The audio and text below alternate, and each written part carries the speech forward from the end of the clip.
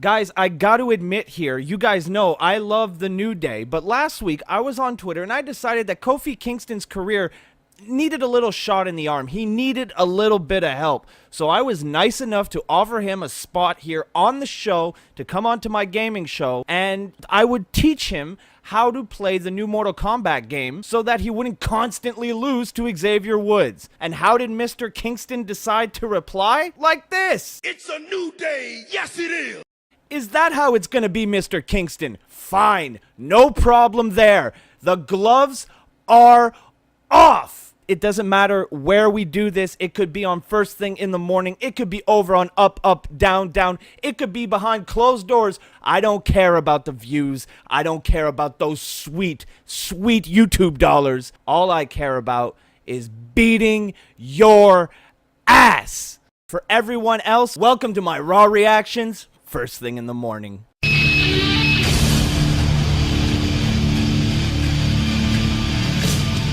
this week kicks off with Enzo and Cass. Now, while they're making their way to the ring, Enzo brings up the sexual tension between him and Sasha Banks last week on the show, and apparently he can see into the future and claims that he has Sasha Banks in the bag, which... That didn't really work out for you there, did it, Enzo? Here comes the beat!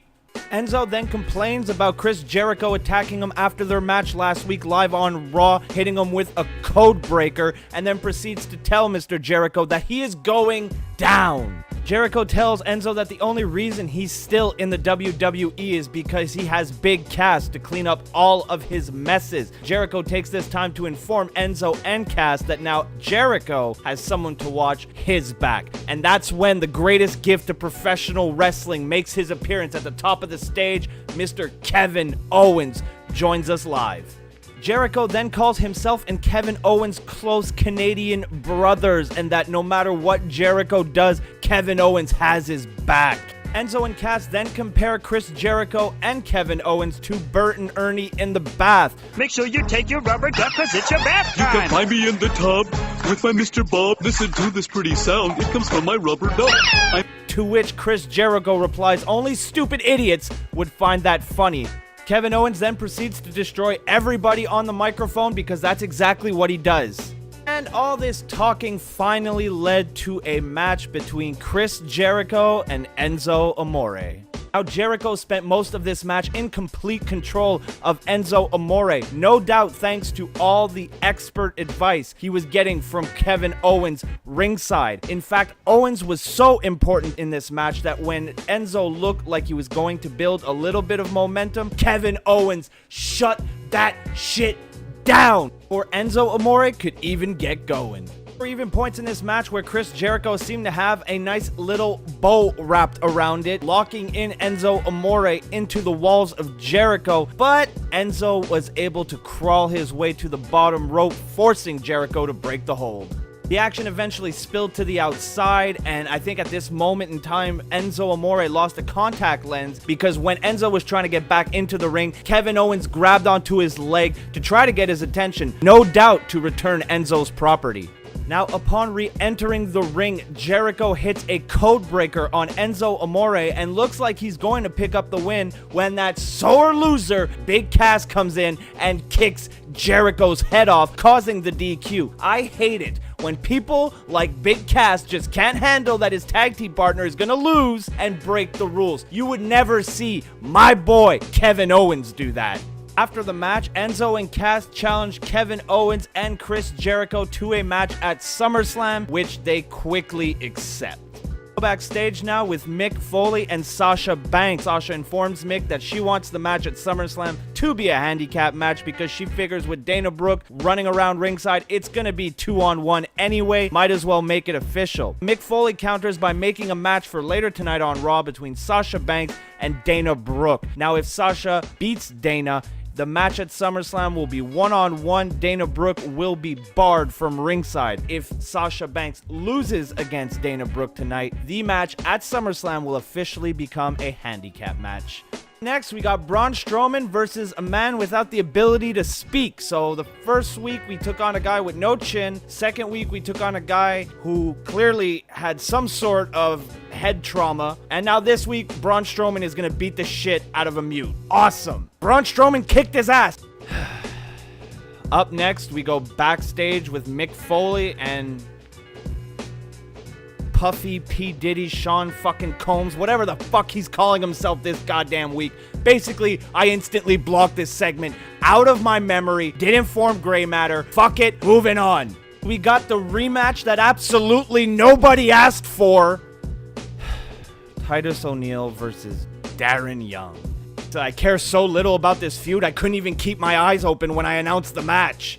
After basically dominating the entire match, Titus O'Neil falls victim to the dreaded and always fatal handful of tights, allowing Darren Young to pick up a win and a little bit of revenge here. Up next, we have Seth Rollins, who has some Finn facts for us, so let's get right into a brand new segment here on the show called Finn Facts. Finn means fearless warrior. Balor means Demon King.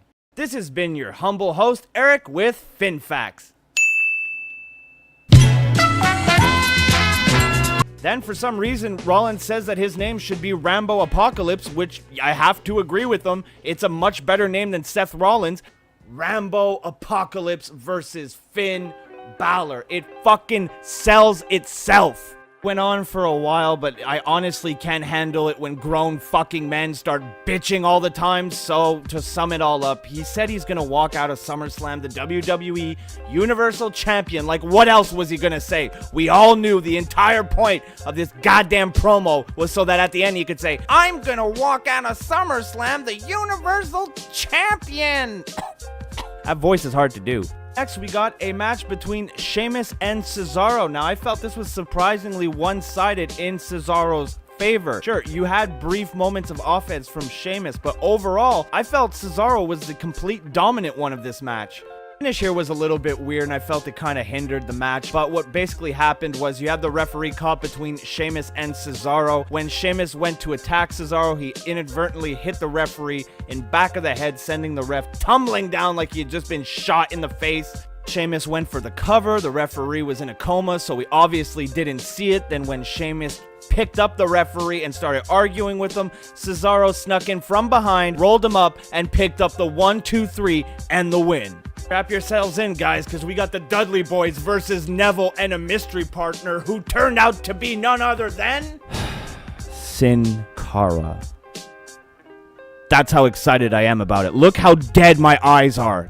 Basically, it went down like this. The Dudleys beat the shit out of Sin Cara for a while until Sin Cara was able to make the tag to Neville, who came into the ring, tore ass, then hit the red arrow on Devon Dudley for the 1, 2, 3. Your winners, the really, really exciting team of Neville and Sin Cara.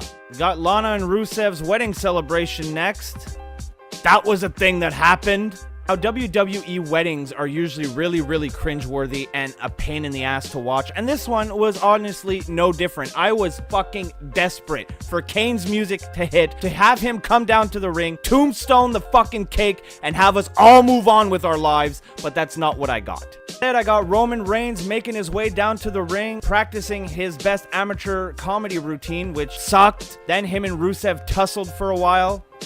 Reigns shoved Rusev into Lana, whose face went right into the cake. But trust me, it's not the first time she's had a white sticky substance on her face. Haha, nailed it! Basically, this was done just so they have a reason to fight for the US title at SummerSlam. So, yeah. They could have done something else, but they went with a wedding. Cool. Awesome. Nothing screams, I want to kick your ass like a fucking wedding. We then get a match between Sasha Banks and Dana Brooke. Now, this was probably the best match these two have had together since they've both been on the main roster, which I know, isn't saying much, but still, it was a pretty good match.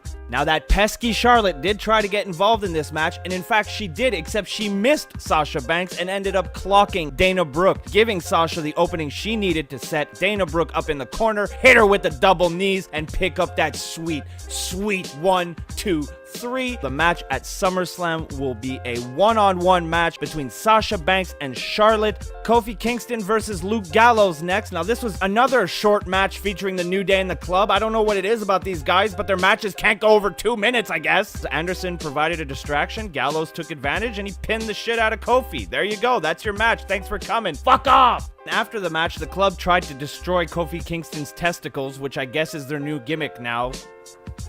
But then Xavier Woods came in to make the save with a steel chair. Next, we have a little chat between Mick Foley and Daniel Bryan, who are in the ring having a dick measuring contest to see whose show is bigger. Rusev makes his way down to the ring and says that Raw doesn't need another champion. They have Rusev, and that if any jabroni from the SmackDown brand wants to cross those lines once again, Rusev will absolutely crush them. Cesaro then makes his way out and tells Mick Foley that he feels like he deserves a championship opportunity. Now, Foley feels the same way, so he books a United States Championship match for right then and right there. So, finally, and I emphasize finally, we have our main event. Despite a strong start from the Swiss Superman, Rusev focused his attack on his injured shoulder and quickly took control of this match. Actually, however, Cesaro was able to fight his way back into the match and even had Rusev locked into the sharpshooter when suddenly Sheamus ran down to the ring